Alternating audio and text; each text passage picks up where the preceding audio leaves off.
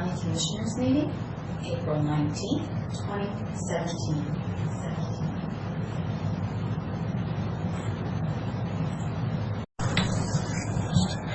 Good morning. Here for a regular Wednesday board meeting for April 19th, 2017, and we have a full complement of commissioners this morning. Mr. Johnson, our administrator, and Karen, our clerk, and we'd like to start with the Pledge of Allegiance, if you'll join me. Pledge allegiance to the flag of the United States of America and to the republic for which it stands, one nation under God, indivisible, with liberty and justice for all. Thank you.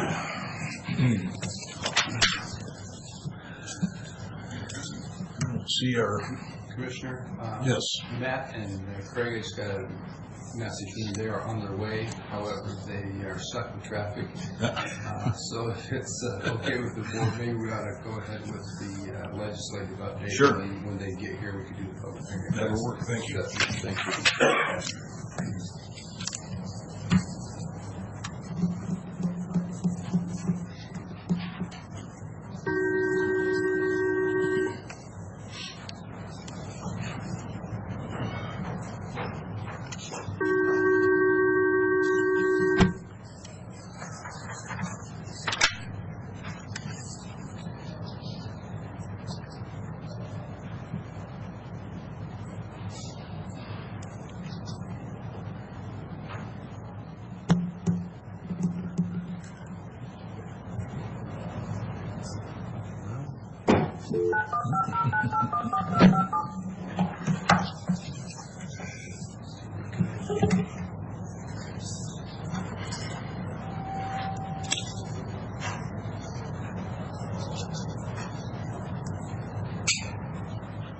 Your call cannot be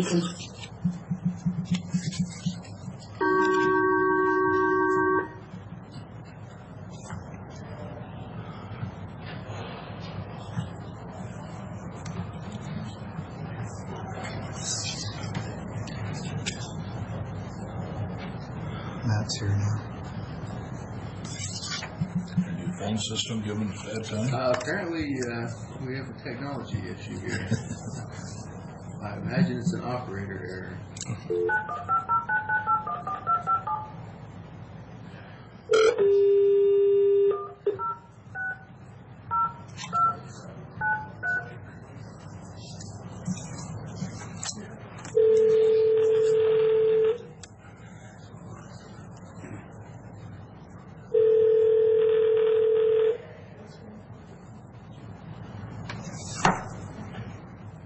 Jim.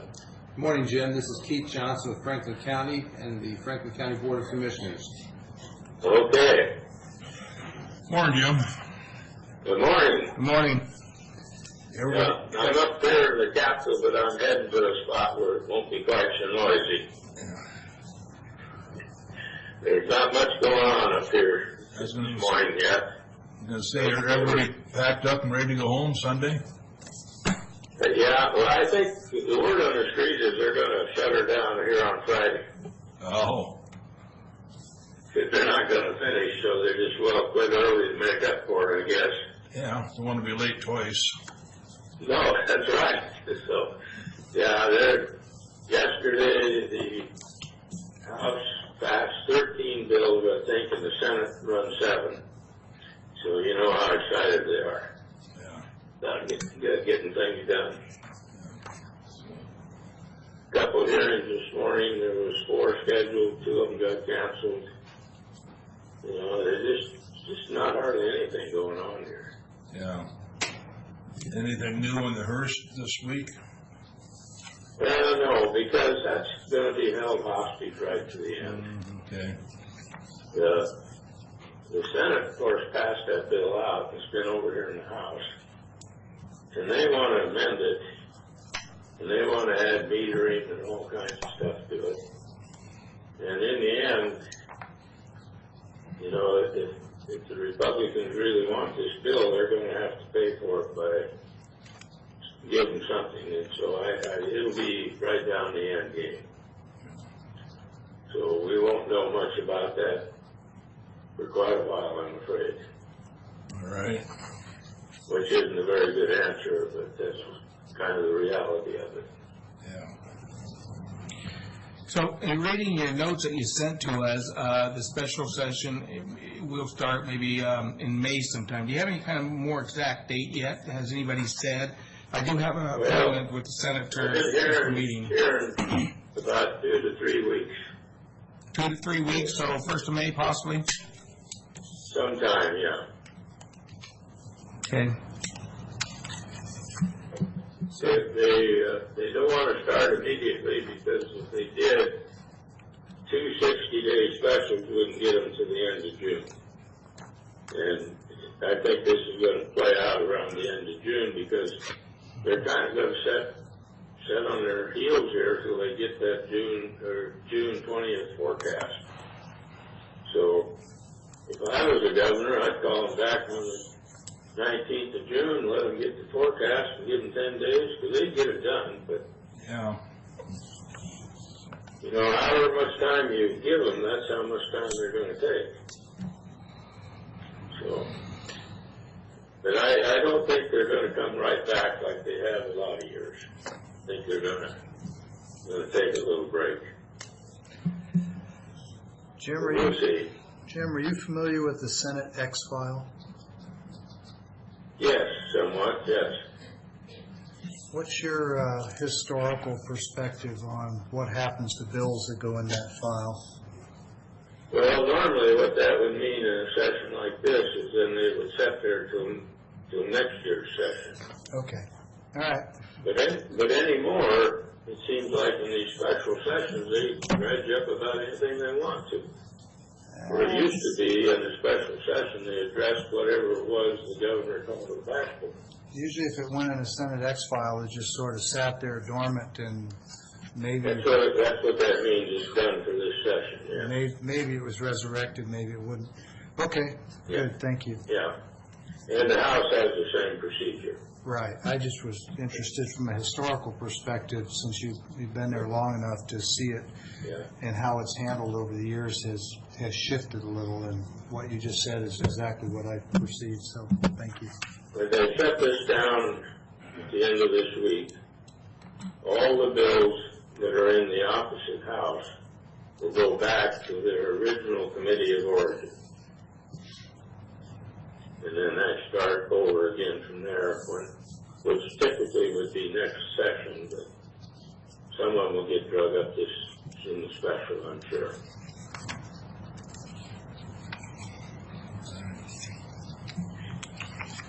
Anything else, Sean? No, I think the big questions revolve around Hearst, and Jim has already explained why those are unanswerable at this point. Yeah, there's just no way of knowing what's going to happen there.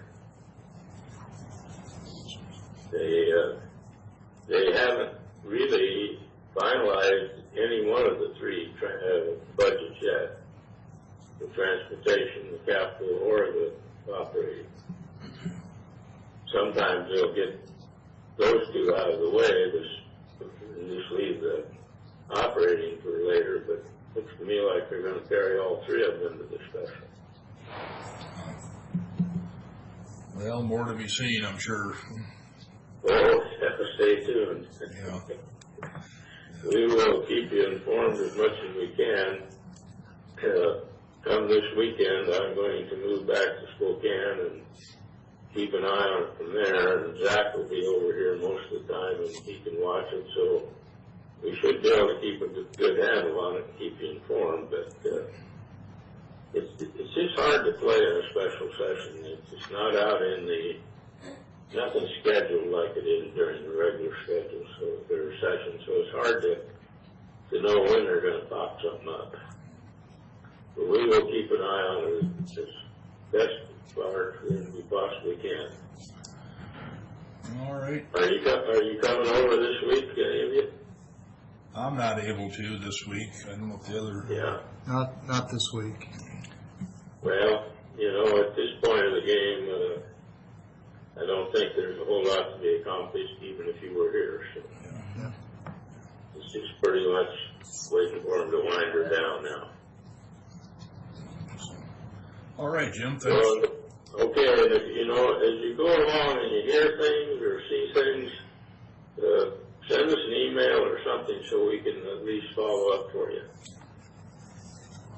And we'll keep track of it and let you know what we know. Right. Yeah. All right. Okay. Thanks, Jim. You bet. Mm-hmm. Bye. All right.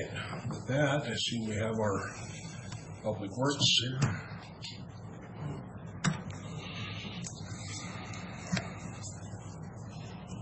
Thank you, Mr. Chairman, and our apologies to the board for our tardiness. Held up in that King County traffic. Well, Stuck in a roundabout. no, we got stuck behind a herd. We don't know what's going on, but there's on our little road there's like 20 school buses Yeah. all backed up. So All right, we are here for a public hearing and for the 2017 to 2022 Transportation Improvement Program Amendment 1.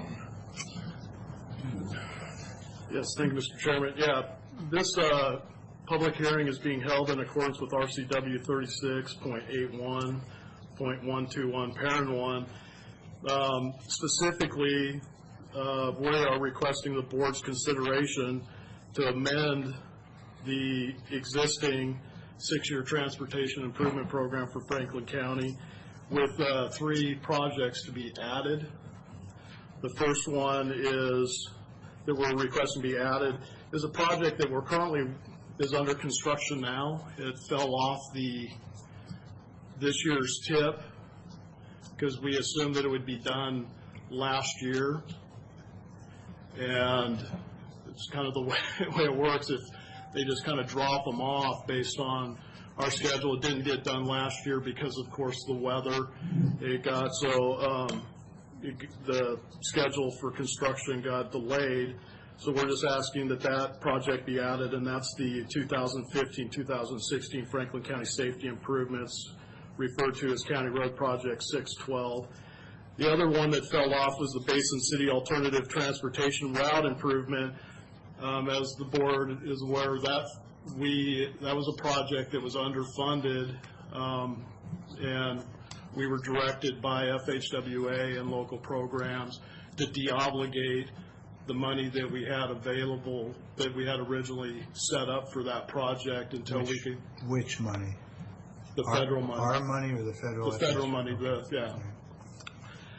And since we've actually been able to, we've looked for some other funding sources, and there was a call for projects, and this is going to go, of course, in front of the board with the Council of Governments, but this project right now is a fully funded project, so we'd like to get it added back onto the 6-year transportation improvement program. So Matt, when we deobligated the funds for the Basin City project at the federal government's request, did we lose those funds or just deobligate them for that year? We deobligated them, they stayed in our area and became available as part of the call for projects this year. Stayed in our area, not with Franklin County, so we have to go back and recompute in the region for those Correct. funds again. Yes. So we potentially lost federal money for this project because we couldn't get it done in a year, and we couldn't get it done in the correct year because of the weather. Do I have that all right? It was really a funding issue. It was underfunded by quite a bit, and we requested more funding. It was actually a comedy of errors on that project specifically. So it was underfunded because we couldn't provide sufficient funding at the county level, or because it was underfunded with FHWA? Both. Okay. And did you come in and ask the board for additional funding, or I don't recall? Well, when I said it was a comedy of errors, we weren't even given that opportunity. When we got the funds obligated, Right. we didn't receive a letter until months later, and once we received the letter from FHWA, there's actually a timeline when you have to be out to bid. By the time we actually received the obligation letter, we could not meet that deadline. We had those discussions with them, and they were pretty unbending about that. So I'm assuming So- you'll present all that to in the regional discussion for these funds to show that we didn't lose the funds because we were slow or didn't get our part done. Yeah. I think that speaks a lot to whether or not they should reinstate those funds for us. Yes. If the perception is allowed to grow that we just didn't get the project done, then everybody's going to feel like they've got a claim to those dollars. Correct. And in this case, we were able to go back to this call and get this project fully funded, which is nice. If we get it fully funded, it's 100% funded through the FHWA Transportation Alternatives Program. And how much of it were we planning to do with county funds? That one was a 20% match? Yeah, we originally set up 20%, but that's when now that it's fully funded, I believe TAP is a 100% FHWA. What was the project total previously? Well, we were like 100,000. The total project Or is what was our share? Either way, I was going to do the math. 20% of 300,000. 20 or 300. Okay, all right. So that's a good chunk of money that we saved because of the bureaucracy. Correct. Doesn't usually happen that way. Okay, Yeah. thanks. Keep going, please. Yeah. And then the next project, the third project that we're requesting to be added as part of this amendment is the Coyan Bridge number 200-9.93 replacement. And the reason we're asking this is the state did have a call for projects for bridges, for the rehabilitation or replacement of bridges, and this is a project that we submitted. It's a structurally deficient bridge. It meets all the criteria, and we're pretty hopeful that this will get funded as well. And so to ensure that the funding is secured, if this project is selected, it needs to be on the 6-year transportation improvement program. And where does that go through, the funding for this, when you say the state? It's all through local programs. It's FHWA funding through was it BRAC? Through Bridge Replacement Advisory Committee. So it's federal money that flows through the state? Flows through the state. Okay. doesn't flow through CRAB. No, Okay. not in this case. So those are the three projects that we, And that was the Coyan Bridge. correct. All right. Well, with that, I would say this is a public hearing, and I would ask for any comments, and the floor is open from the public for any comments. Any comments from the floor? One more, any comments? Seeing none, Mr. Chairman, with thanks to Mr. Mahoney and his staff, I'd like to move for approval of the requested resolution 2017-100 entitled 2017-2022 Transportation Improvement Program Amendment 1. all right, we'll close the public hearing and accept the motion. Okay? You know, second the motion? All in favor? Aye.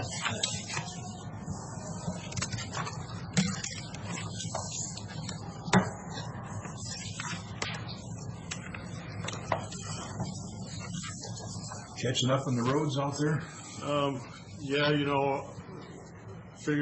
we figured that question would come up, and do want to say that our staff is doing an amazing job trying to get the repairs done. Initially, it was trying to make sure that roads got open, that everybody had access to their homes, and they were able to do that in a pretty short period of time. And now our county crews are working around the clock, sometimes until midnight, to try to get roads completed. And so they're working long hours to try to get done. We do have some major construction, as the board is aware, on some of our roads out there that is in the design phase.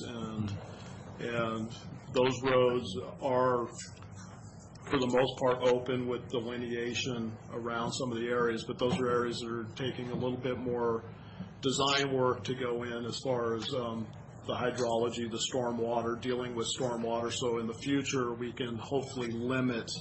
I don't think we can ever guarantee that we'll completely eliminate any future damage, but we certainly want to work.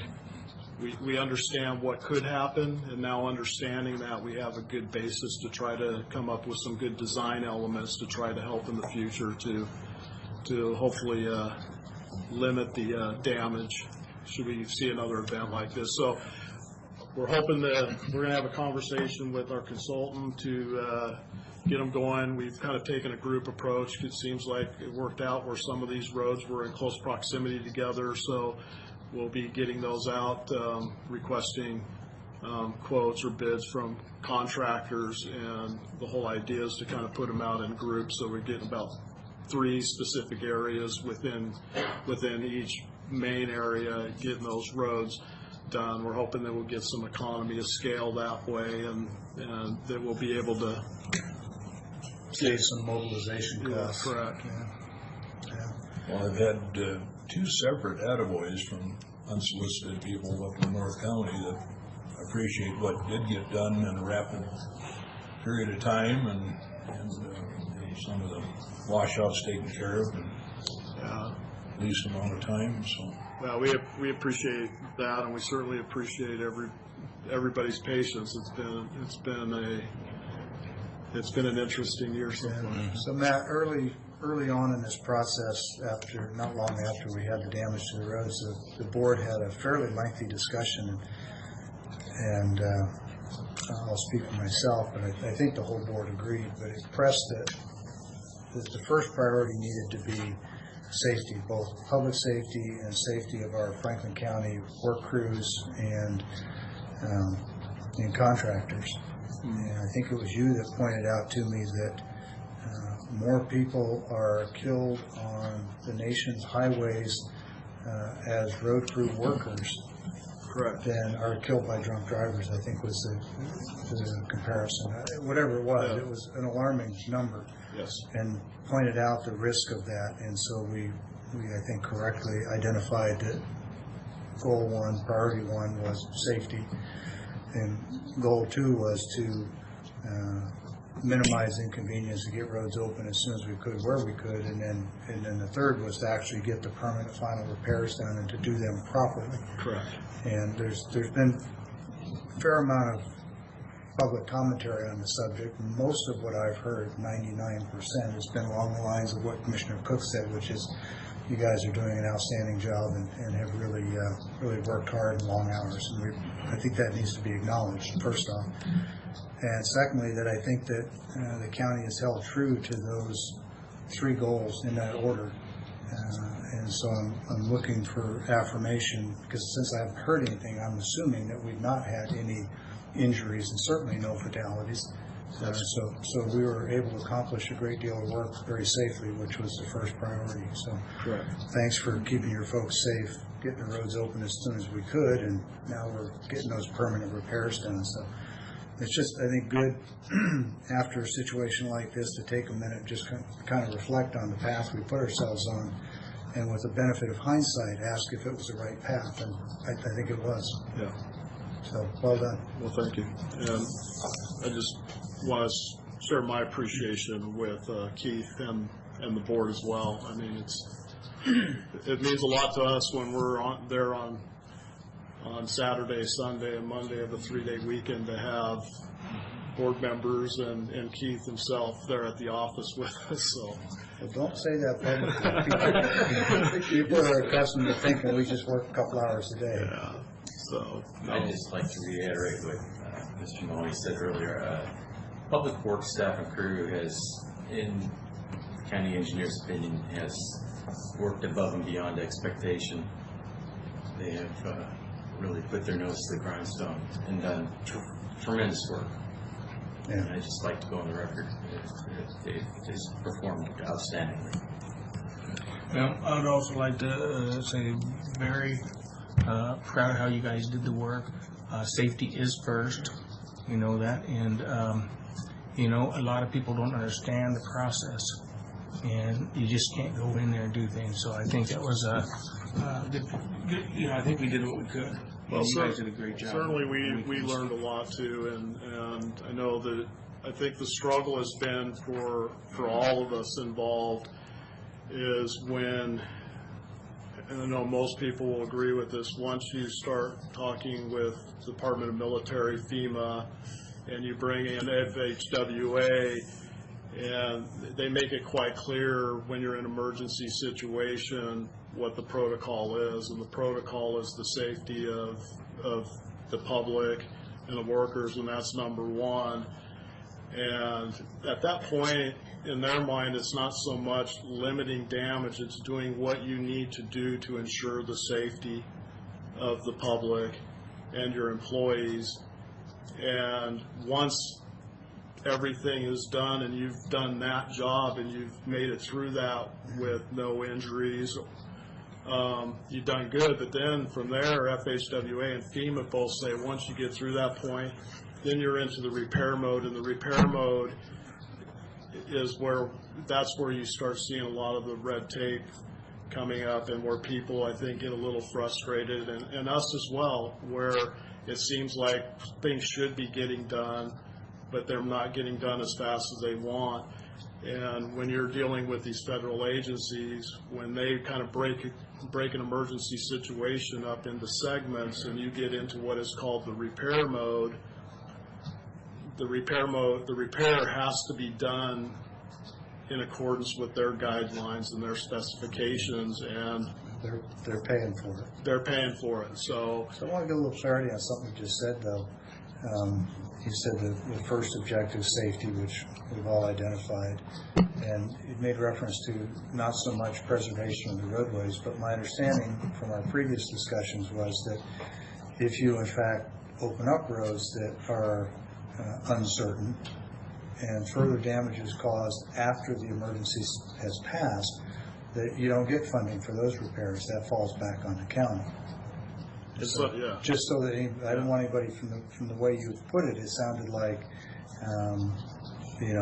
if we were to, in that interim stage, have opened up the roads early and damage or injury to people happened, that would have been covered. And the answer was no. That was part of what we were doing, was protecting the county by minimizing the potential for future damage to the roads, because after the event, that damage wouldn't be eligible for that emergency funding. Correct. So I just wanted to be clear on the record in case anybody misunderstood from the way you characterized that.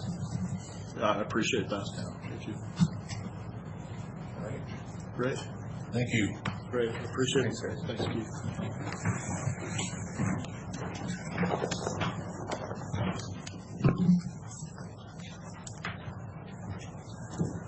Portion of our agenda is at this time is for public comment.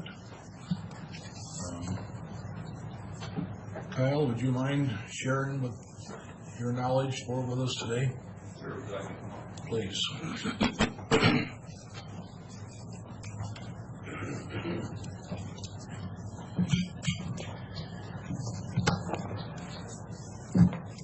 I know the last couple of weeks I've been here to talk with the board about the plans to go into contract with an individual or an entity for an assessment of the behavioral health delivery system in our community.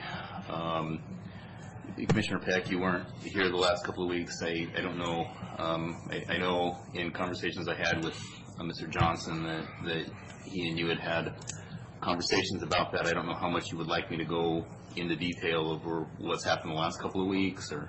Well, I wouldn't expect you to repeat everything from the last couple of weeks, but I would ask for some clarity on the comment you just made, which is contract for assessment of behavioral health delivery.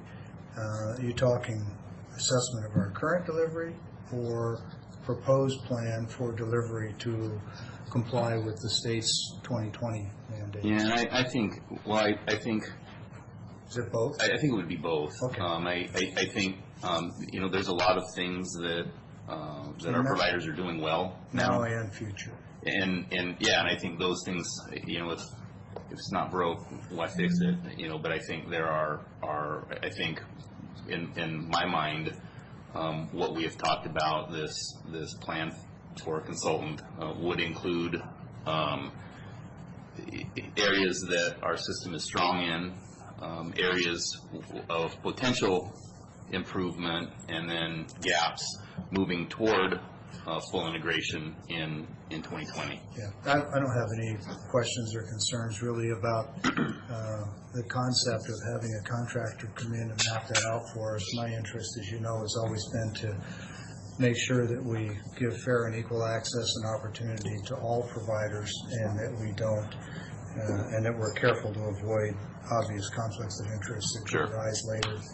We don't need to rehash any of that. But maybe you could just summarize the high points of what's happened that made it necessary for you to come in the last couple of weeks. I presume there's some changes of some sort. And just quickly to capstone the other thing about the contractor, we did talk to our legal folks, and they did point out that the insurance requirements that were being asked of Mr. Evans were desirable but not mandatory. The board had the option to forego those things, and my understanding is that the decision was made not to do that. I know that Spokane was intending to do that, but apparently they may have had some second thoughts as well. Yeah, and I don't know all the specifics with that. I think Sean Sant had conversations with them up there. I wasn't involved in those conversations. I just want to be clear, though, that the legal office here did not preclude the board from using Mr. Evans. Right. They had given us written guidance that we were free to go ahead and do it if we wanted to accept that risk, which they termed as minimal. Right. But anyway, back to the highlights of things over the last couple of weeks that popped up that maybe I don't know about. Yeah, and here a few weeks ago, I had presented at or I had been asked to attend a Benton County board meeting, and they had, the Benton County board had expressed a desire to move forward and get something done. They had given me direction to enter into a contract with Rick Weaver for a Benton County contract with Rick Weaver for consultation services, similar to what we had been talking about over the preceding months. I just point out, and we'll set aside, we don't need to discuss it now, but there is some question about a bi-county organization where you have joint and several liability, whether one half of an organization can direct separate contract. But we'll come back to that another day, probably. Okay. And so I had a conversation with Mr. Johnson about kind of about how to move forward. The recommendation was that I had come and talked with this board. So I attended the board meeting. Obviously you weren't here. We'd had a discussion about how to move forward. The board at that time had instructed me to pursue go into a bi-county agreement with Mr. Weaver. So that would mean that the Benton County contract is no longer a single county, it becomes a bi-county contract? Correct. Okay, all right. And so one of the conversations that we'd had during that meeting was that Benton County had given instructions to me to move forward with a single county, and I didn't believe that there would be any issues with changing it to a bi-county contract, but I certainly didn't want to speak for Benton County's board either. And so what I'd informed the board at that time was that I would contact Benton County and make sure there were no issues, and at the time I actually called two of the commissioners from the parking lot here after the meeting, and was informed that there had been additional conversations with Lane Savage, who is I believe his title is President or CEO of Cadillac. And there had been conversations at that time that he'd had with Commissioner Delvin about possibly taking the counties out of this process, and there had been an offer for them to take over the contracting.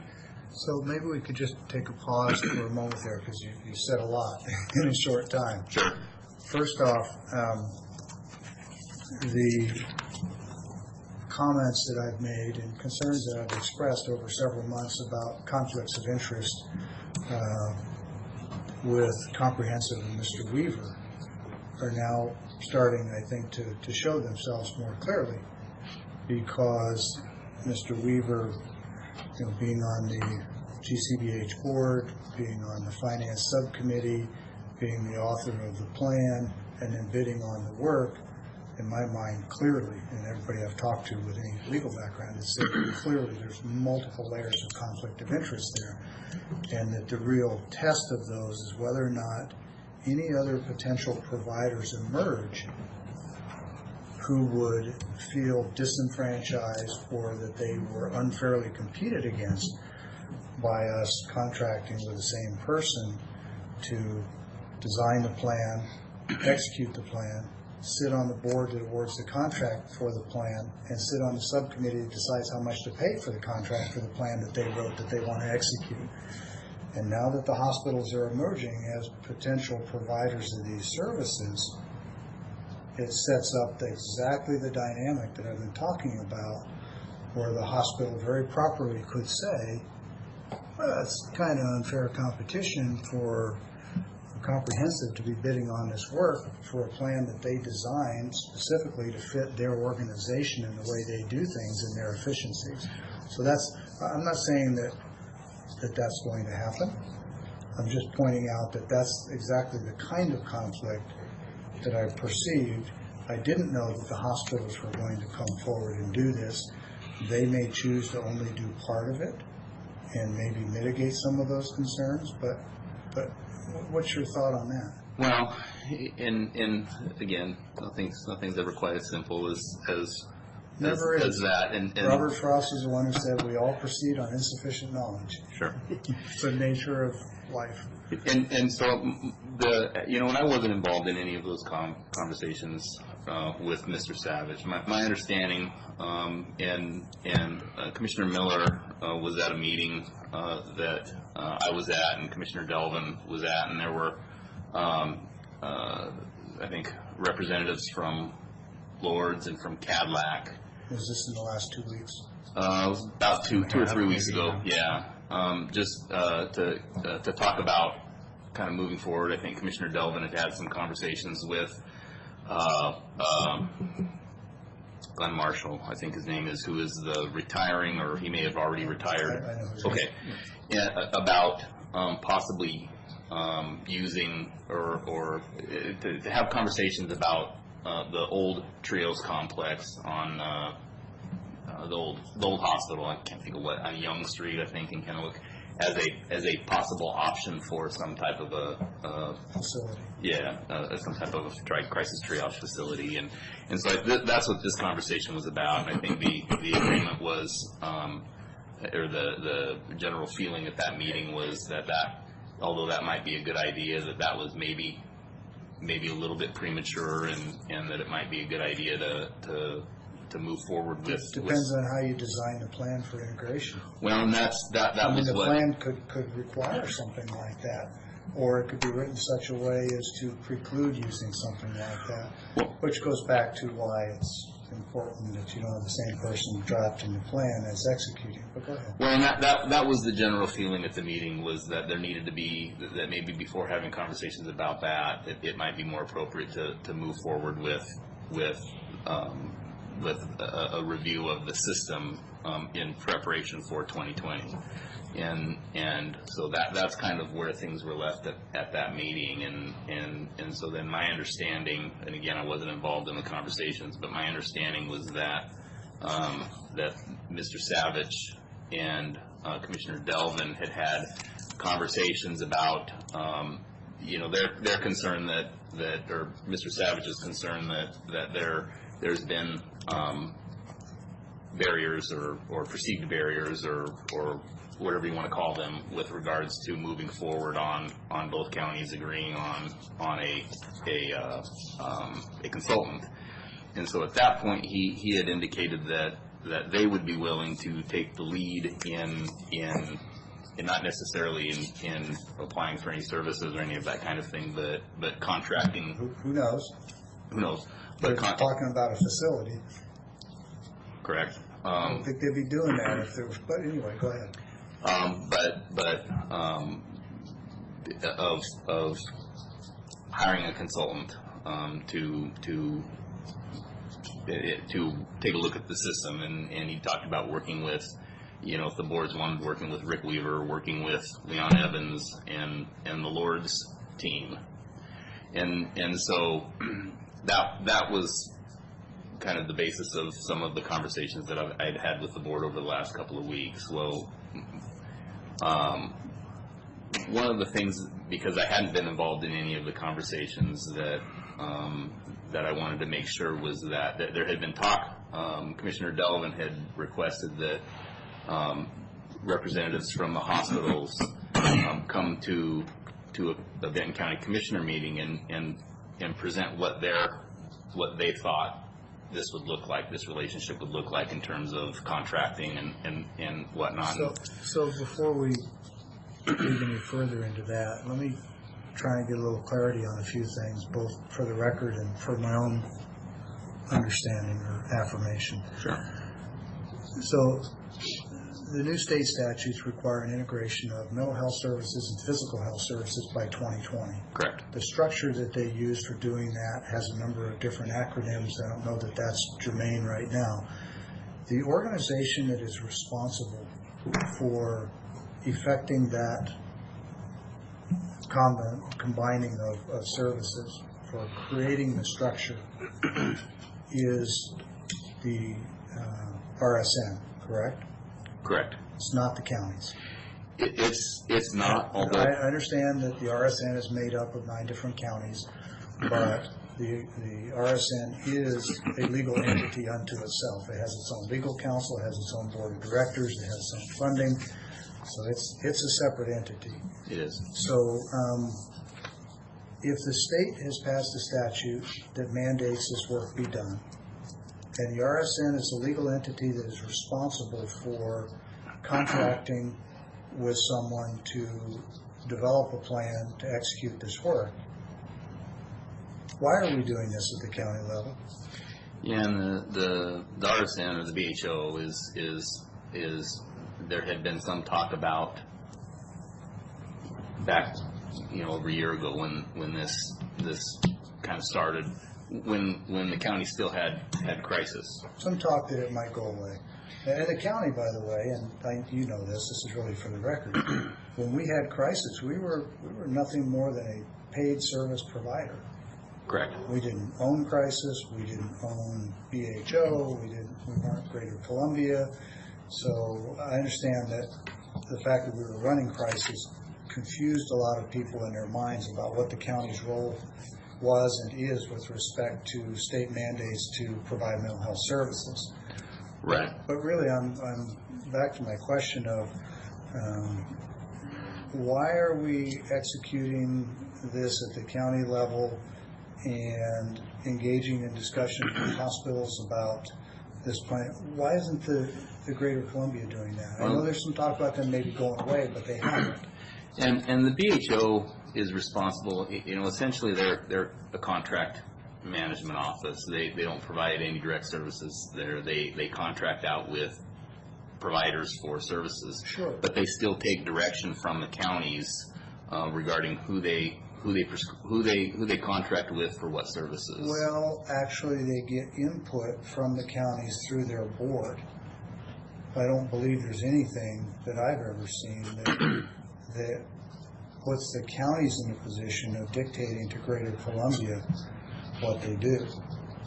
Am I wrong about that? Because there's like 9 different counties, right? There's 9 different counties. Again, they might be good about listening to the counties, but I'm not aware of any authority for an individual county, Franklin, Benton, Yakima, anybody, Waukegan, Skamania, to dictate to Greater Columbia that this is how you're going to do something. Am I wrong about that? Well, ultimately, if there was a provider that the boards were getting complaints that they were not providing the services that the community wanted, and you as the board instructed me to have conversations with GCBH about terminating that contract, and we gave them direction to terminate that contract.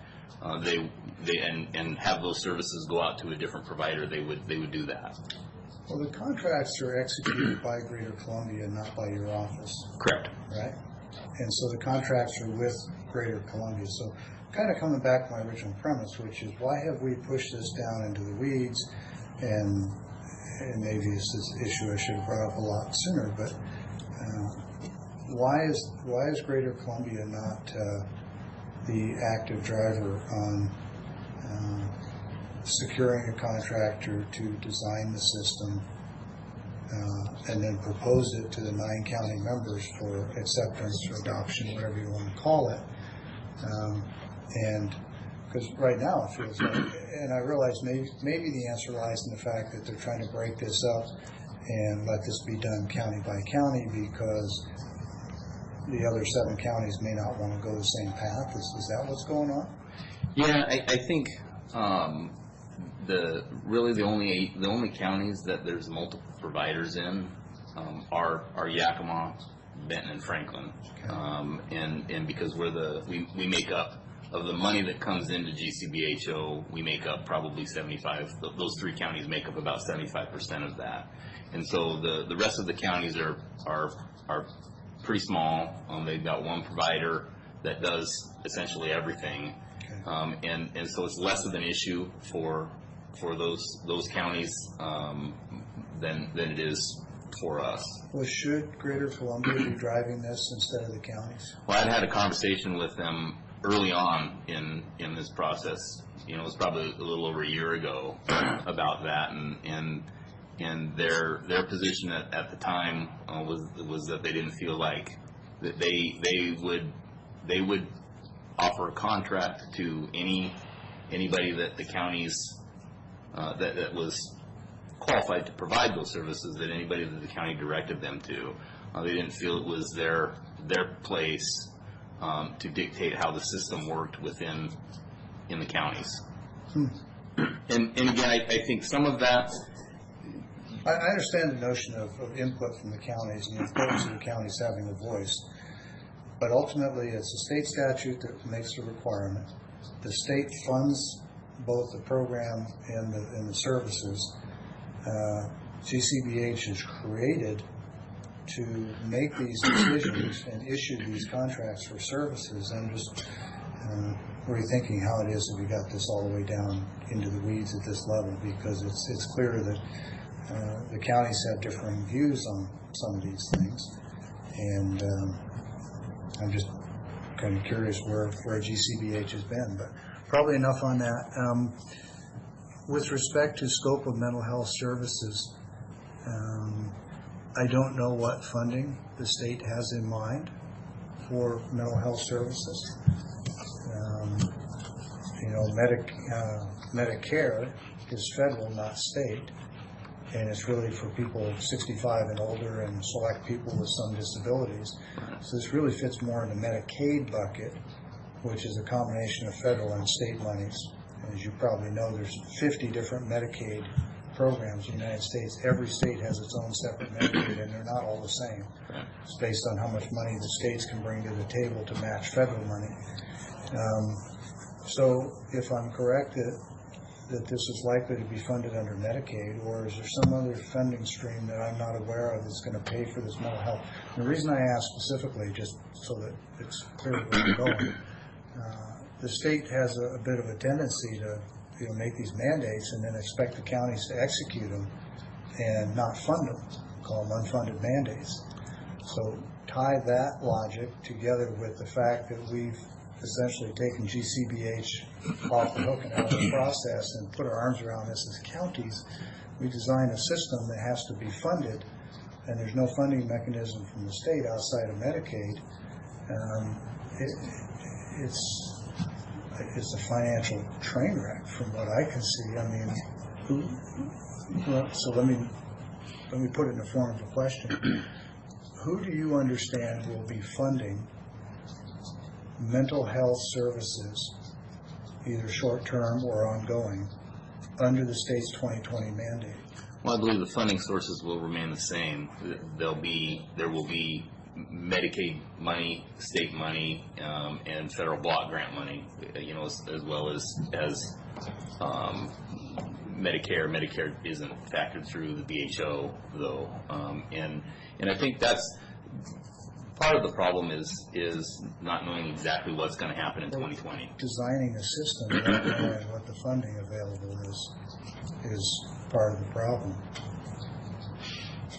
Well, yeah. It's the VHO that is tied to the state, not the counties. Well, and I think I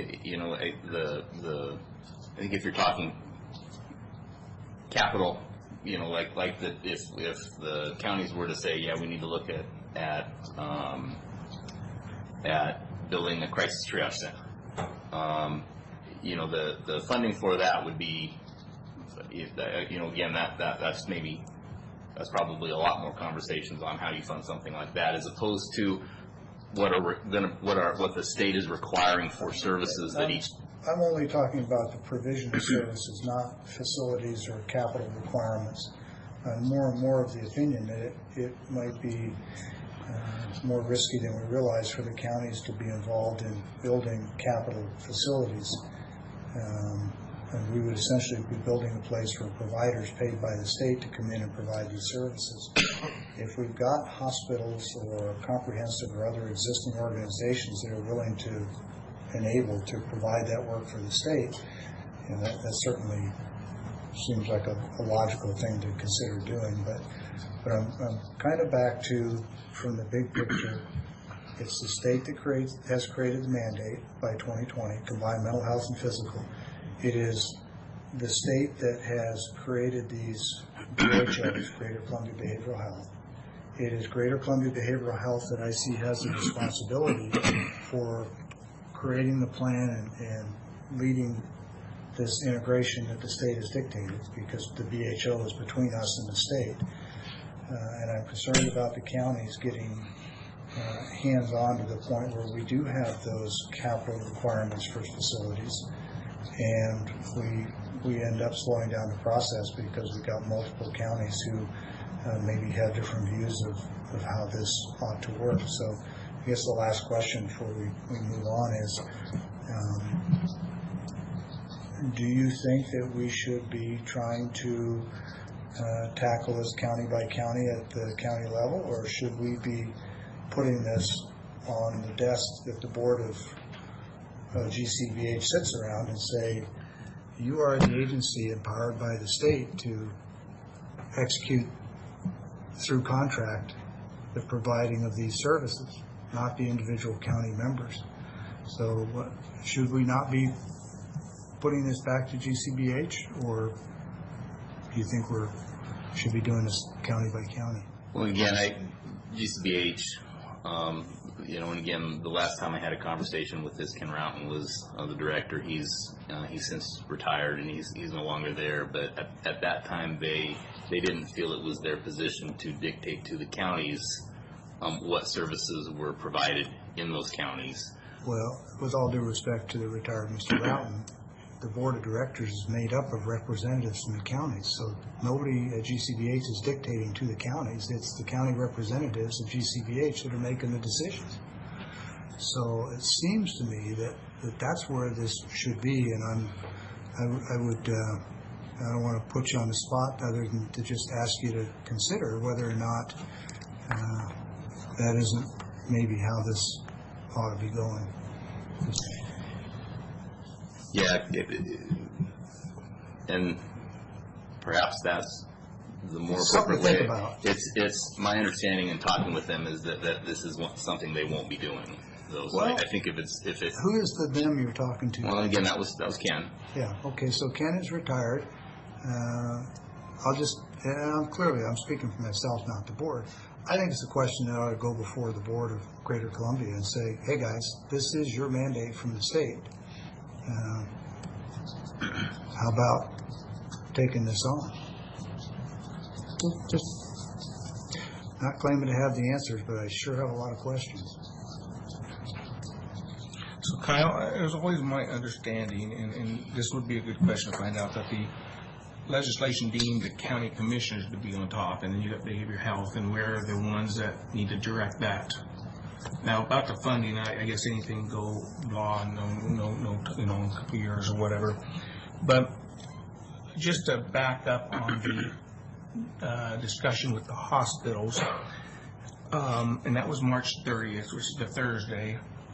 You left. You were here on a Wednesday, and then you left, I think, about that time. My understanding of the hospitals, and they don't want this turf war. They don't want two contractors. And you're right. The Lords was there with about 6 people, and Mr. Savage was there. I think that's about it for the hospitals. But the thought was that that we have a plan. Regardless, we just make this plan. We get a plan. We need a plan. And then from there, we're going to have providers, and somebody needs to lead the providers so there's not turf war there, and that would be the hospitals at that time that could assist in that. Now, if I remember, that's kind of how this discussion went. And Mr. Savage was the one that kind of threw that out, and Lords agreed that was a way to do this, and Lords seemed to be fairly happy with everything. All we need is a plan. We need a plan, nothing else. And you just need a plan so we can follow. One thing I might just bring into to people here, the knowledge of things, is Mr. Leon Evans will retire here in a couple months, and he is opening his own firm, Three Bears Consultant. And in the discussion we had in the hospital, so Mr. Evans still would be invited to come as it may be a way of getting here with any problem that other counties had, was as a speaker, key speaker, and he can visit, he can look at things, you know, whatever then, and everybody seemed to be okay with that too. But we need to get the plan, and nobody really seemed to like this guy here and this guy here fighting each other, working against each other. We need to get on the same level and have a plan. And, you know, that's just what I think is going on here, and I don't see any.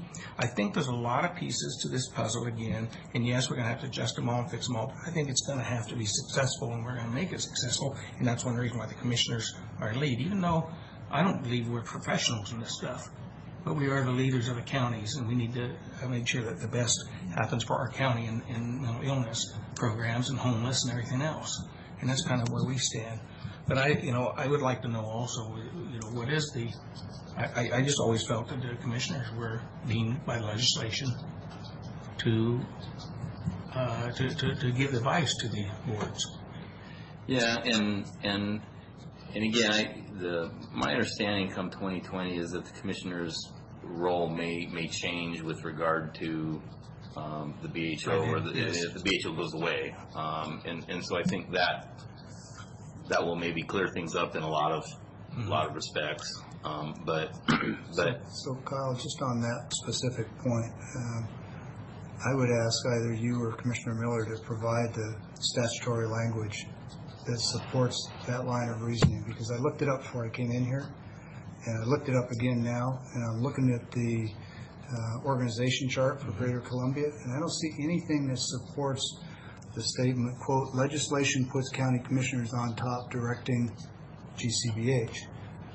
We're members of that organization, so I would just ask somebody to educate me and show me that statutory language that says that, because that might be a common perception that is contributing to some of the confusion.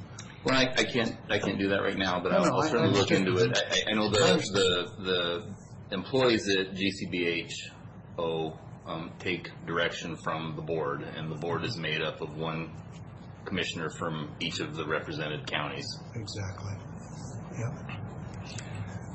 And I think this is not just there with our county. I think a lot of counties are working on this, and the commissioners are. Some of the WASAC issues I've been hearing, I think the commissioners are. Is that correct? Would you have anything? WASAC done what? Counties are in lead. Other counties are also in the lead of their medical, their future in 2020 for the PHOs. Well, no more than what GCBH is. So what are you saying? The commission picks right that they're the ones that's leading it, or the commissioners? I guess I'm not following you. Well, I don't think we're the okay. Because it's. I don't think we're the only county that the commissioners are trying to get this done. Well, I think all of the RSNs are concerned about 2020, but I have no idea what the rest of the RSNs are doing. I've heard him talk with other commissioners, so. And there's, and that's maybe part of the problem, is that not each RSN and not each county is the same. You take Spokane County RSN, and the RSN is the Board of Commissioners. There are 3 representatives at their board. But it's a single county RSN. No. I think Okanagan is involved. So when that's been about 4 counties. So when you say the 3 commissioners, do you mean the 3 from each county? No. Spokane County, and that's been a problem up there, is that that there are Spokane County commissioners. But when they're acting as the board of directors of their regional health organization. They're not acting as county commissioners. Just like when we go to the Benton Franklin Board of Health meeting this afternoon, it's made up of these 3 commissioners and the 3 from Benton County, but we're not there as county commissioners. We're there as members of the board of directors of the Benton Franklin Health Department. And so the statutory authority is very much like BHO. When I go to health, I'm not making decisions for Franklin County. I'm doing it for this bi-county health. Sure. And when Commissioner Cook goes to the Greater Columbia Board meeting, he's sitting as a member of that board of directors. He's representing the interests of Greater Columbia Behavioral Health, and it's going to be in his mind what's good for Franklin County as well. But he's not there wearing his county commissioner hat. So, but I think it's worth following up. I look forward to learning more, because it very well could be something that I have missed in the statutes. Okay. I think we haven't gotten to the bottom line of why I asked you here yet. Well, he left me a voice message yesterday inviting me to ask questions today, so you're crazy enough to do that. I'm crazy enough to ask the questions. Well, I just asked Kyle to come today, just what the latest news has been since we have met before. Well, and the latest, and I think the last time we'd spoken, there had been conversations that the hospitals were interested in taking lead or taking the responsibility away from Benton and Franklin County's boards, and looking at contracting with a person or persons to do this consultation. That part of, and the only interaction that I'd had with Mr. Savage is I'd sent him an email on Monday, because Commissioner Delvin had talked about wanting them to come and present at a Benton County meeting, and so I had sent an email to Mr. Savage, kind of explaining what my understanding of the conversations that he had with Commissioner Delvin, and also making sure that if something was worked out where they would present to Benton County, that same information be presented to Franklin County, so that both boards would hear the same thing. And he had responded to that email indicating that he was having difficulty, obviously he's a very busy man, and he was having difficulty finding time that he would be able to be available to present at either board's meetings, and thought that it would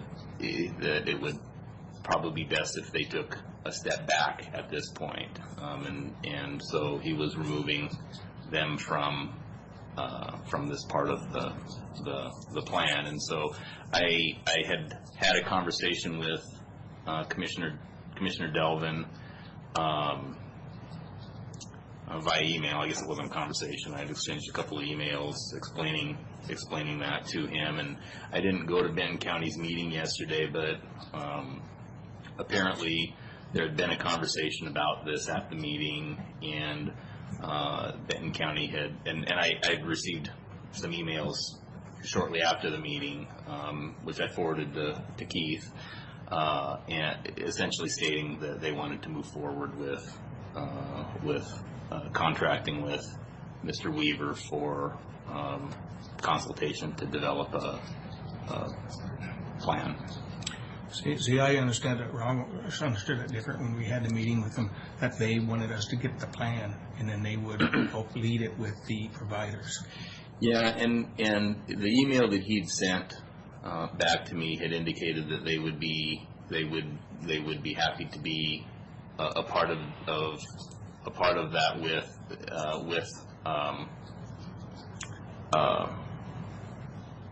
John Searle. With Lords, that they would be happy to meet with Rick Weaver and Leon Evans in developing this plan and presenting to both boards. And again, it's a recommendation. The boards wouldn't be obligated to do any of it, or they could do all of it. It would be at the discretion of the boards to what they felt was reasonable. So you can have a complex issue, project, problem you're trying to solve. One of the early stages is defining roles and responsibilities of the different participants so that you don't end up in the scenario that we're in now where it's unclear and there are lots of people who probably think it's clear, but I suggest that maybe they want to relook at. It's not really clear what the various roles and responsibilities are for GCBH and for the counties and frankly for the state with respect to what we're trying to do. Can you tell me what GCBH's statutory role is in this process? I'm not trying to put you on the spot because I think I know, but I'm hearing stuff that is really counter to that, and I don't know if it's because we've just gone down the road enough that everybody's assuming that this belongs at the county. But it sure looks like GCBH is supposed to be executing on behalf of the state mandate, and that they would be the ones contracting with the hospitals or with Mr. Weaver or with Mr. Evans or with all three of them or whomever that group, that board, in their collective wisdom. Even though it only directly affects the two counties, the other counties still have a voice and should have an interest because it uses resources that potentially belong to their counties as well. I'm just at a loss to understand why we are doing this at the grassroots level. And statutorily, I couldn't quote what And their role is. Sitting here. My understanding is that they manage the contracts for providers in each of the counties. But they also execute the contracts. They issue the contracts. They do. And they choose among providers, and they set amounts that they're going to pay. Well, and they would debate that. Again, that's the... Well, they have a finance subcommittee that does that, according to their attorney. Yeah, and that's not necessarily... what they do? Well, it is what they do. It's more of a broad... It's not necessarily broken down per each county. It's more of a broad... there are times when there may be a provider that... I can't think of an example, that there's a... I can't think of an example right now, but it's not specific to each county. There's representation. The board is the finance committee board is relatively large. There's maybe 15 people on it. I'm a board member on that, and then they provide recommendations. The voting number is smaller than the total membership, though, I believe. Yeah, well, on the finance subcommittee. On the finance committee, the members of the committee are voting members. People can attend the meeting and that are not voting. That are members. So what is it in short, in a sentence? What is it that the finance committee does? They provide guidance to the board of directors on funding matters. Okay, so funding for contracts. Yes. Okay. And so Mr. Weaver is on that subcommittee. Yes. He's also on the board that issues the contract, so he's participating in deciding how much to fund a contract. He's sitting on the board voting on who gets a contract.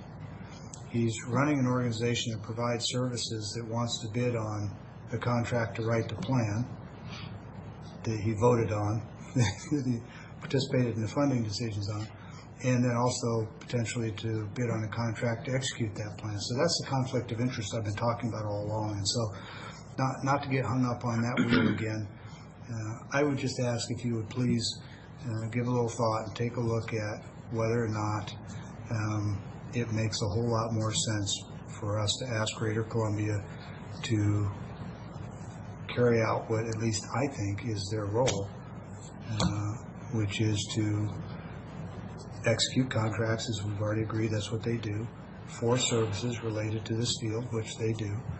And if they want to hire Mr. Weaver, or they want to hire Mr. Evans, or they want to hire the hospitals, I'm at the point of just saying, do what you got to do, let's get it done. But it's a decision of that board, I think, to do it. So I'll stop there. Well, if you would like me to contact them, and talk with them about that, I will certainly do that. I do believe that Benton County will tell me just to move forward representing Benton County. If Benton County wants to spend their money to hire people to do work for them, that's none of my business. But the question of how we move forward and where we get our plan to integrate to comply with state law in 2020, my sense is that really is the function of the Greater Columbia Behavioral Health. And with all due respect to the people on that board, I think they kicked the can down the road and we let them do it. But, wouldn't be the first thing I've been wrong about. So I've said enough. If my fellow commissioners want to share a view on whether or not they think Greater Columbia is the organization that should be doing this or not, why, I'm sure they'll do that if they think it's appropriate. But I appreciate all the answers. I mean, it's good information, and you're at a tough spot. But, of course, you know that.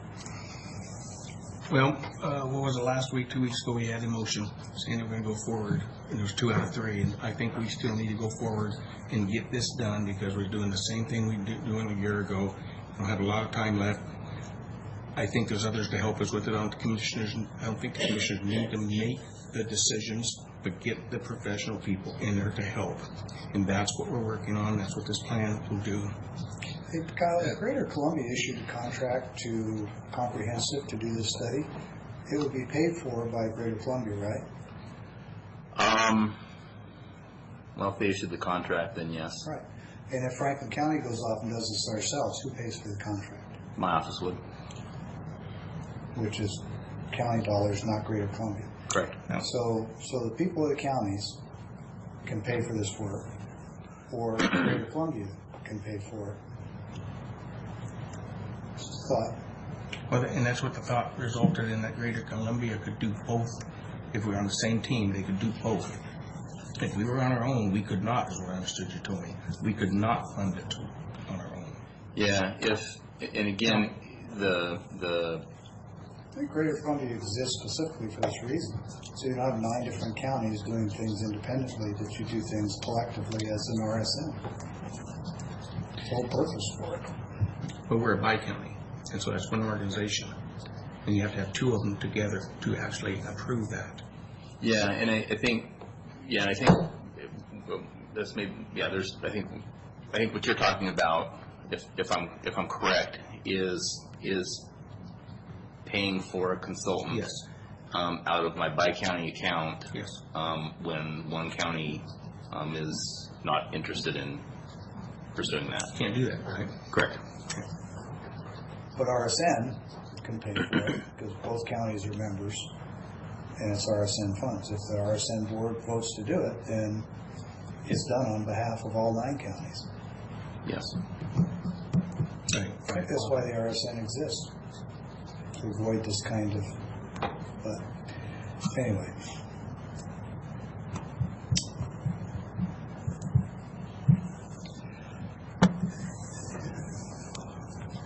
And Franklin County, I guess, did vote while I was gone to hire comprehensive, but that could just as well be carried out in the form of having, expressing the RSN that that's who we want them to hire. Difference is they do it with their money versus we do it with money from the people of Franklin County. You talk to them, Kyle, see what they say.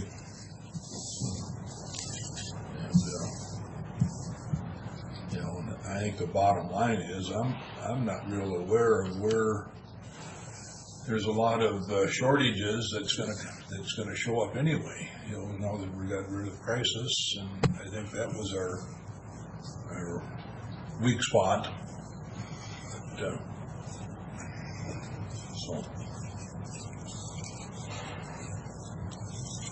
see what Troy says and go from there. Okay. Would you like me to? How would you like me to relay his response? Do you want me to contact you? Do you want me to come back to the meeting You next could week? send it to Keith, and Keith could disseminate it. Okay. Right. Okay. That's probably always the easiest thing, is just use Keith as your point of contact, because he keeps us informed. All right. Thank you. Thanks for your time.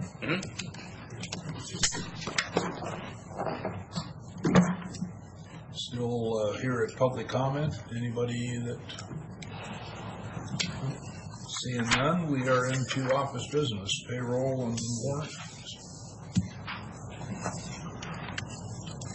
Mr. Chairman, we've got 2 bills to pay today. I've moved for approval of the first, which is fund expenditures in the total amount of $471,364.46. It has been through the normal approvals in the auditor's office and county administrator's office. Second. All in favor? Aye. Aye. And the second is salary clearing payroll and emergency management payroll. Total amount of $705,951.56. And it has been through the normal approval process in the auditor's office. To move for approval. Second. All in favor? Aye. Brings us to the consent agenda. And Mr. Chairman, we've got 9 items today. Move for approval of consent agenda as presented with limited discussion from me.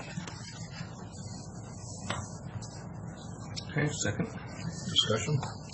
I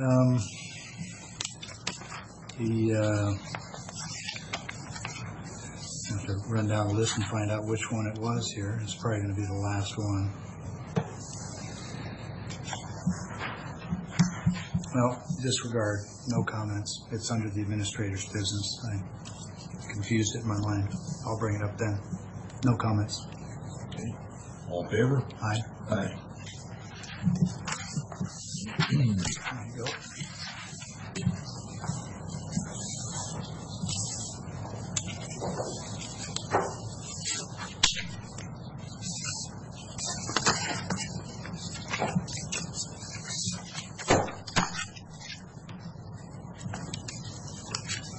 Go ahead, Keith, while Okay, we're thank you. signing today then. And First item I have for your consideration is the approval of a joint resolution with Benton County to provide IT or technology services between the Benton and Franklin County courts. I noticed Judge Ekstrom was here, probably had to go back to court.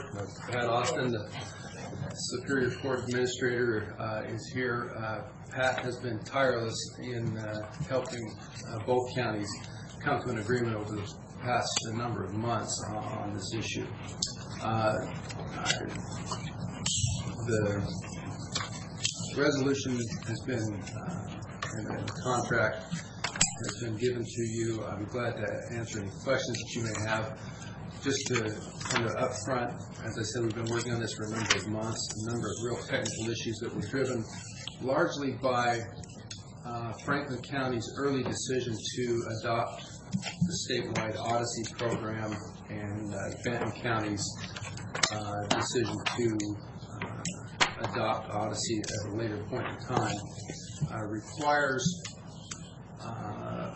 the Benton County IT department to have access to Franklin County IT resources in the Benton County courthouse, if that makes sense. It's a little convoluted, but we had to negotiate a number of terms to make sure that they could provide the services so the judges would have access to their case files in Benton County when they're in court over there.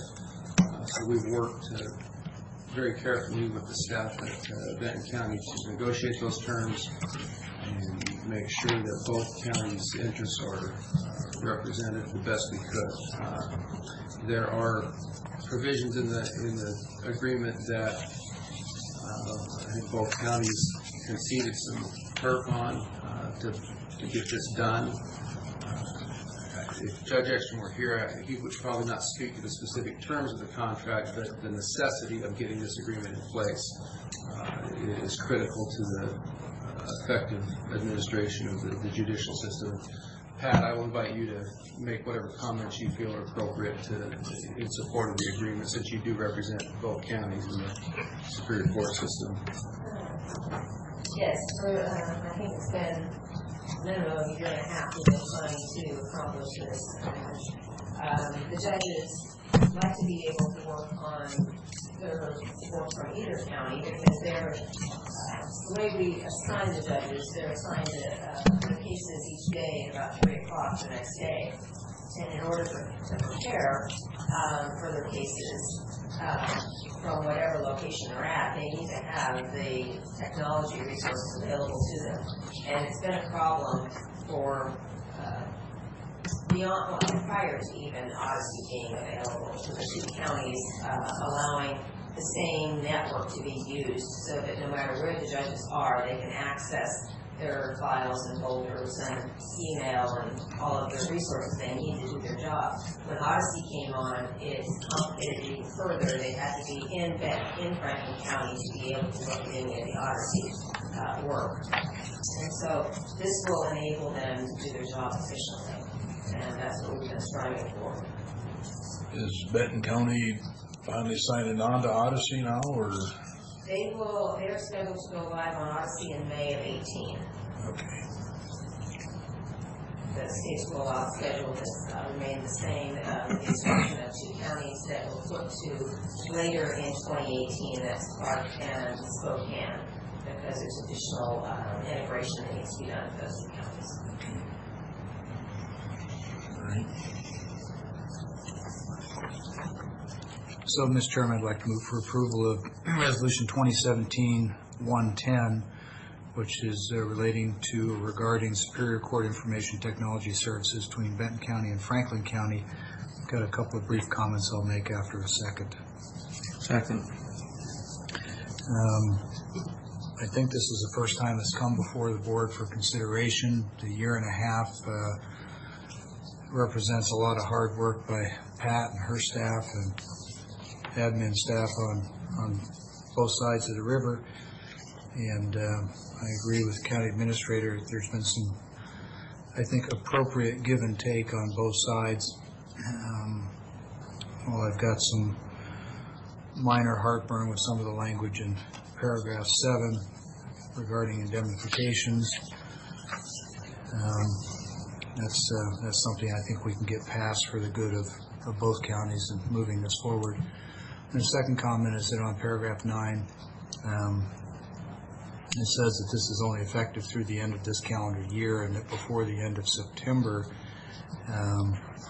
that representatives of Superior Court and the Board of Commissioners will meet and discuss recommendations as to whether or not to enter into another year. So it's almost like it's a bit of a trial anyway. And then lastly, just an administrative note, in paragraph 9 it says that we meet on or before September 31st, and of course there is no such day. So if we could just maybe get a clean copy to sign with that corrected date, or make a pen and ink change, I don't care. That's all I have. All in favor with those date change? Aye. Aye. I ought to mention that earlier, Keith, but I just saw it when I read it. Good catch. Yeah. I only know it from decades in military. Yeah. September 30th is the end of the fiscal year. Yeah, exactly. The end of the federal fiscal year. The next item, I'm going to dial in Nicole Rongo, who's a representative from CGI Communications. They have approached us with the possibility of doing a professional video that highlights Franklin County. This is done largely in association with our membership in NACO. They have done this throughout the country and are focusing on some various counties in Washington. I want to get her on the phone and let her explain perhaps in more detail what we're promoting here, but I think this would be a good idea for Franklin County.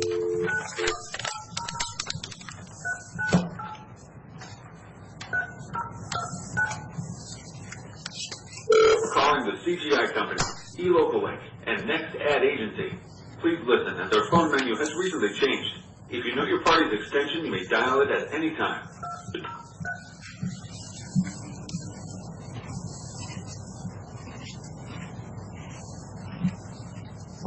Please hold while I try to connect you.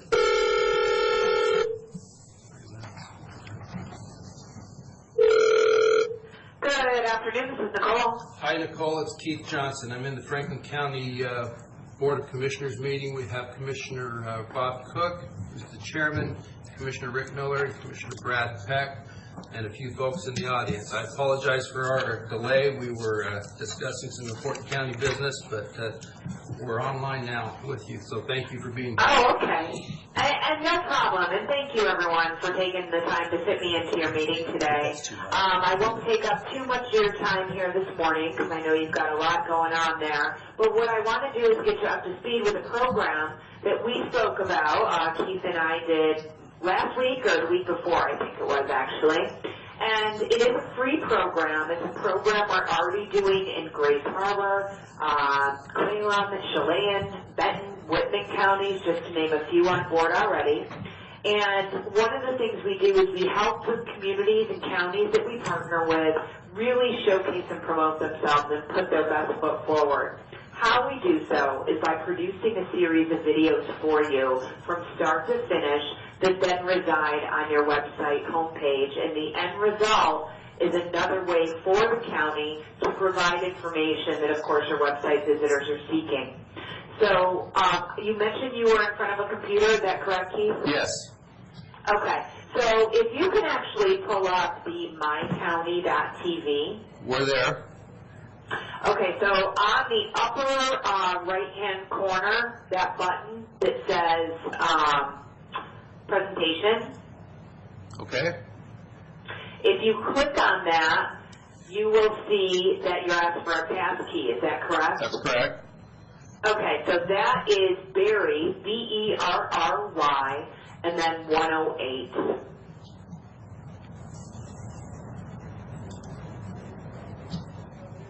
And you will see that a page comes up that says Streamline Communication and Strengthening Counties. Is that correct? That's correct. Okay, so fantastic. And by the way, one of the things we'll do, I'll show you a quick sample video of the welcome piece, the introductory piece. We, by the way, work with many counties, not just in your state, but almost 500 counties to date are on board.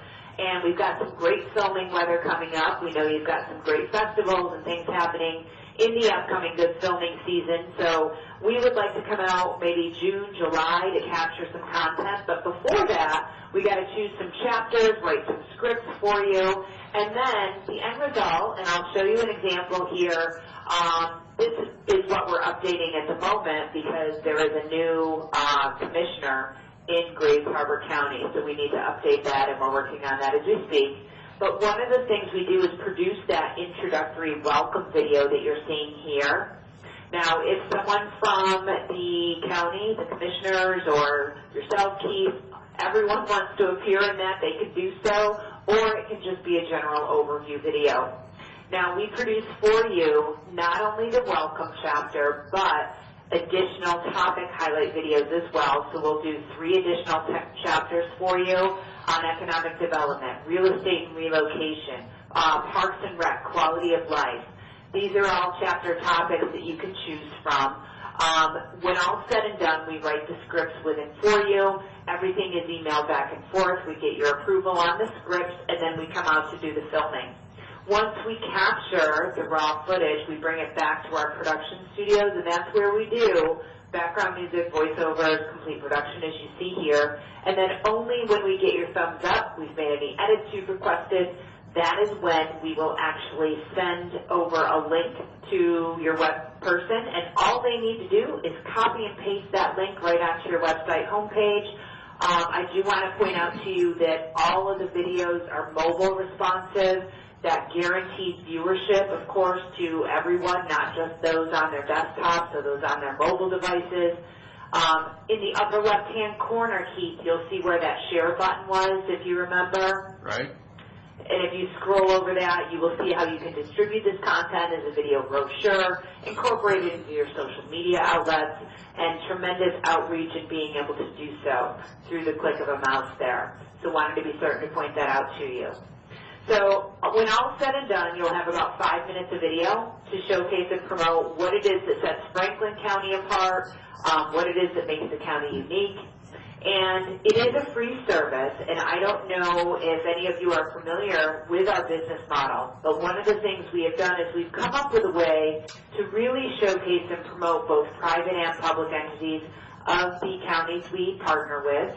And in doing so, we also give the local business community an opportunity to have a voice through the initiative as well.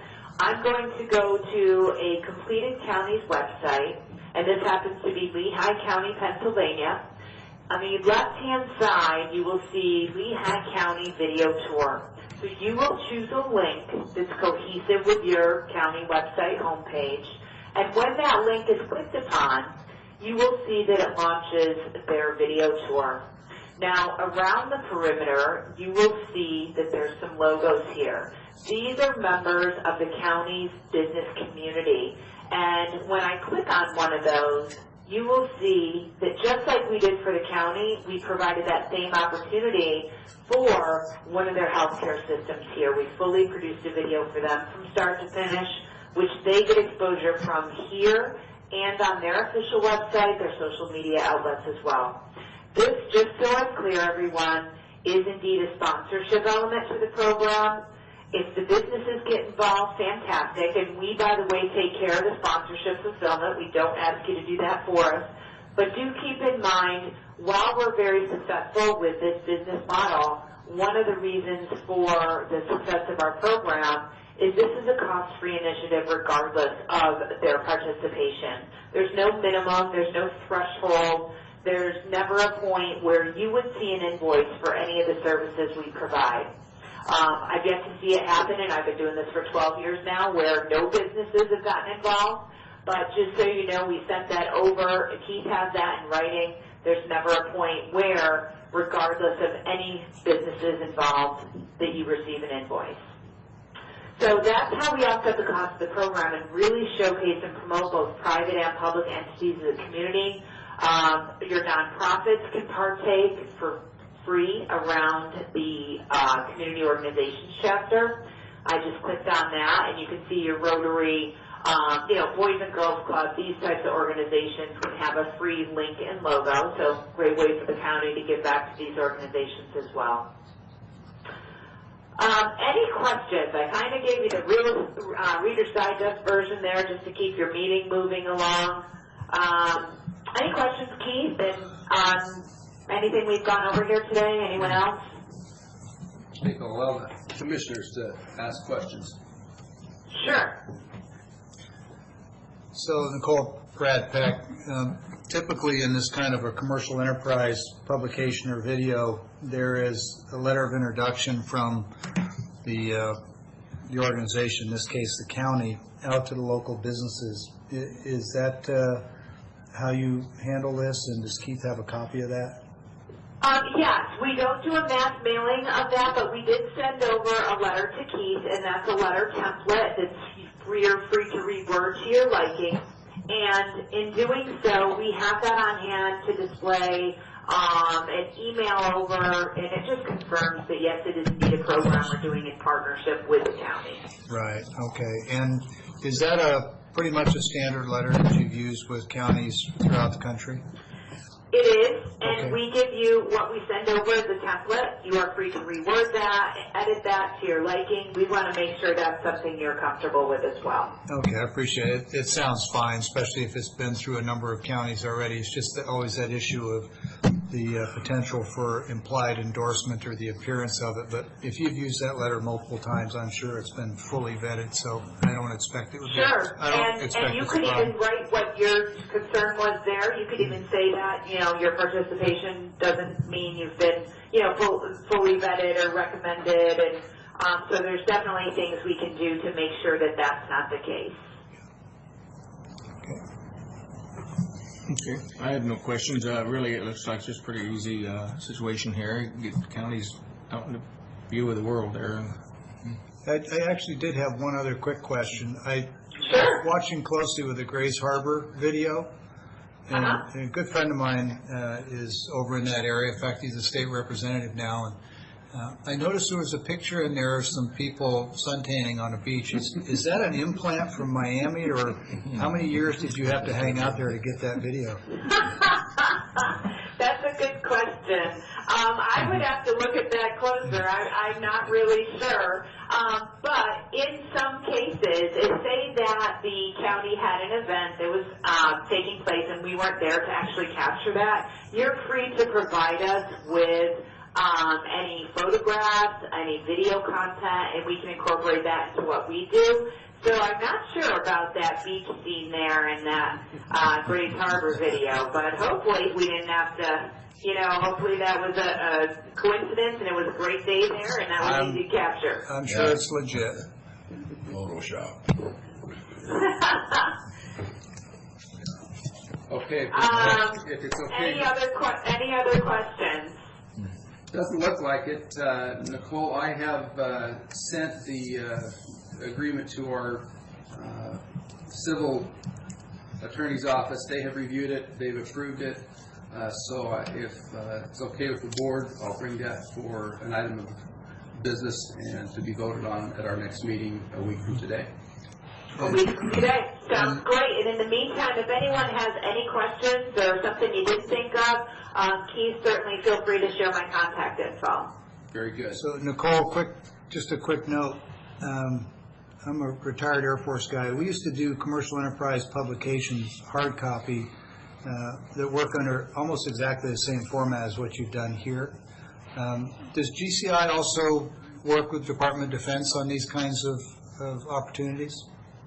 We haven't as of yet, but certainly something we'd like to explore. Yeah. And if you can point us in the right direction, we'd like to do so. You just call any of the service public affairs offices in the Pentagon or the Department of Defense Office of Public Affairs in the Pentagon. They're under Secretary of Defense or, say, Secretary of the Air Force. But we were doing this exact model with print publications back in the early 80s, and I think it's a great market for you. Thanks. Oh, that's great, and that's very interesting because coincidentally, that's how we got our start here. Because we have been doing this for 30+ years now, and we too got our start with print programs, cartoon maps, posters, image books, and obviously as technology has evolved, we have as well. So we took that same business model, and you hit it right on the nose there, and we just applied it to the internet. Great. Okay. All righty. Well, we'll let you get on with your meeting. And again, I appreciate you fitting me in here. And Keith, I look forward to our follow-up. Very good. I'll be in touch. Thank you, Nicole. All right. Thank you. Bye-bye. Bye now. In our consent agenda, we approved the 3 new members of the Board of Equalization. I did want to request that the board send a letter to Mr. Mitchell Newell, who has been serving on the Board of Equalization, and a certificate of appreciation recognizing him for his service to Franklin County. Is that over to you?